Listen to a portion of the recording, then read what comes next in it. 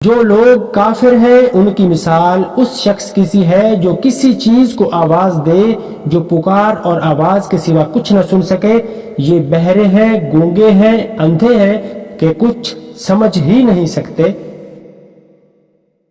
اے اہل ایمان، جو پاکیزہ چیزیں ہم نے تم کو عطا فرمائی ہیں ان کو کھاؤ، اور اگر خدا ہی کے بندے ہو تو اس کی نعمتوں کا شکر بھی ادا کرو۔ اس نے تم پر مرا ہوا جانور اور لہو اور سور کا گوشت اور جس چیز پر خدا کے سوا کسی اور کا نام پکارا جائے حرام کر دیا ہے، ہاں جو ناچار ہو جائے بشرطے کہ خدا کی نافرمانی نہ کرے اور حد ضروریات سے باہر نہ نکل جائے، اس پر کچھ گناہ نہیں، بے شک خدا بخشنے والا اور رحم کرنے والا ہے۔ جو لوگ خدا کی کتاب سے ان آیتوں اور ہدایتوں کو جو اس نے نازل فرمائی ہیں چھپاتے ہیں اور ان کے بدلے تھوڑی سی قیمت یعنی دنیاوی فائدہ حاصل کرتے ہیں، وہ اپنے پیٹوں میں محض آگ بھرتے ہیں۔ ایسے لوگوں سے خدا قیامت کے دن نہ کلام کرے گا اور نہ ان کو گناہوں سے پاک کرے گا، اور ان کے لیے دکھ دینے والا عذاب ہے۔ یہ وہ لوگ ہیں جنہوں نے ہدایت چھوڑ کر گمراہی اور بخشش چھوڑ کر عذاب خریدا۔ یہ آتش یعنی جہنم کی آگ کیسی برداشت کرنے والے ہیں۔ یہ اس لیے کہ خدا نے کتاب سچائی کے ساتھ نازل فرمائی، اور جن لوگوں نے اس کتاب میں اختلاف کیا وہ ضد میں آ کر نیکی سے دور ہو گئے ہیں۔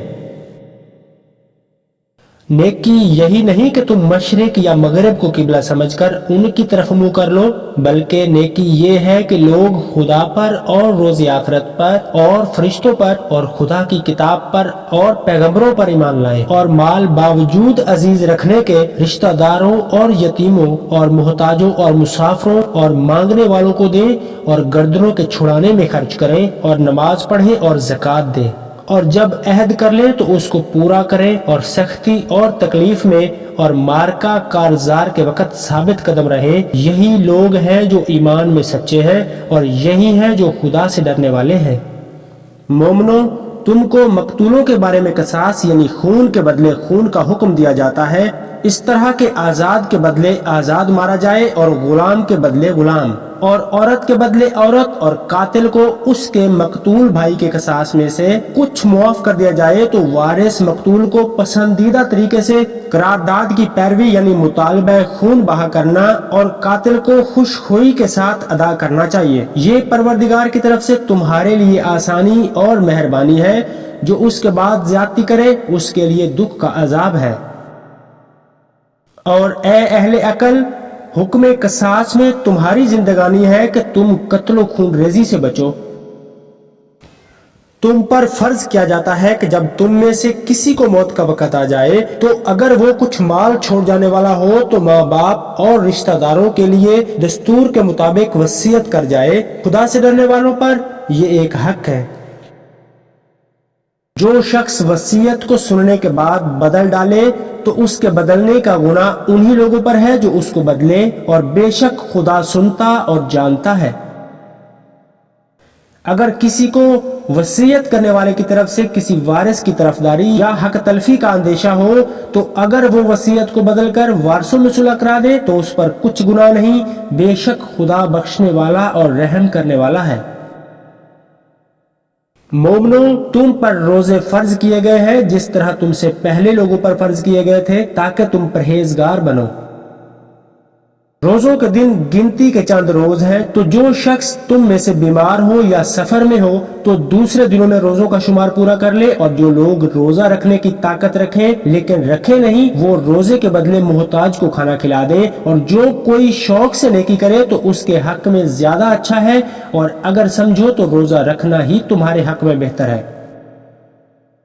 روزوں کا مہینہ رمضان کا مہینہ ہے جس میں قرآن اول نازل ہوا، جو لوگوں کا رہنما ہے اور جس میں ہدایت کی کھلی نشانیاں ہیں، اور جو حق اور باطل کو الگ الگ کرنے والا ہے۔ تو جو کوئی تم میں سے اس مہینے میں موجود ہو اسے چاہیے کہ پورے مہینے کے روزے رکھے، اور جو بیمار ہو یا سفر میں ہو تو دوسرے دنوں میں رکھ کر ان کا شمار پورا کر لے۔ خدا تمہارے حق میں آسانی چاہتا ہے اور سختی نہیں چاہتا۔ اور یہ آسانی کا حکم اس لیے دیا گیا ہے کہ تم روزوں کا شمار پورا کر لو اور اس احسان کے بدلے کہ خدا نے تم کو ہدایت بخشی ہے تم اس کو بزرگی سے یاد کرو اور اللہ کا شکر کرو۔ اور اے پیغمبر، جب تم میں سے میرے بندے میرے بارے میں دریافت کرے تو کہہ دو کہ میں تو تمہارے پاس ہوں، جب کوئی پکارنے والا مجھے پکارتا ہے تو میں اس کی دعا قبول کرتا ہوں، تو ان کو چاہیے کہ میرے حکموں کو مانیں اور مجھ پر ایمان لائیں تاکہ نیک رستہ پائیں۔ روزوں کی راتوں میں تمہارے لیے اپنی عورتوں کے پاس جانا حلال کر دیا گیا ہے، وہ تمہاری پوشاک ہے اور تم ان کی پوشاک ہو۔ خدا کو معلوم ہے کہ تم ان کے پاس جانے سے اپنے حق میں خیانت کرتے تھے، سو اس نے تم پر مہربانی کی اور تمہاری حرکات سے درگزر فرمائی۔ اب تم کو اختیار ہے کہ ان سے مباشرت کرو، اور خدا نے جو چیز تمہارے لیے لکھ رکھی ہے یعنی اولاد، اس کو خدا سے طلب کرو اور کھاؤ پیو یہاں تک کہ صبح کی سفید دھاری رات کی سیاہ دھاری سے الگ نظر آنے لگے، پھر روزہ رکھ کر رات تک پورا کرو، اور جب تم مسجدوں میں اعتکاف بیٹھے ہو تو ان سے مباشرت نہ کرو، یہ خدا کی حدیں ہیں، ان کے پاس نہ جانا۔ اسی طرح خدا اپنی آیتیں لوگوں کے سمجھانے کے لیے کھول کھول کر بیان فرماتا ہے تاکہ وہ پرہیزگار بنے۔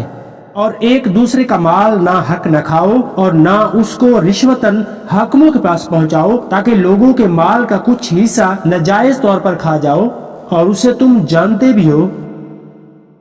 اے محمد صلی اللہ علیہ وآلہ وسلم، لوگ تم سے نئے چاند کے بارے میں دریافت کرتے ہیں کہ گھٹتا بڑھتا کیوں ہے؟ کہہ دو کہ وہ لوگوں کے کاموں کی میعادیں اور حج کے وقت معلوم ہونے کا ذریعہ ہے، اور نیکی اس بات میں نہیں کہ احرام کی حالت میں گھروں میں ان کے پچھواڑے کی طرف سے آؤ، بلکہ نیکوکار وہ ہے جو پرہیزگار ہو اور گھروں میں ان کے دروازوں سے آیا کرو، اور خدا سے ڈرتے رہو تاکہ نجات پاؤ۔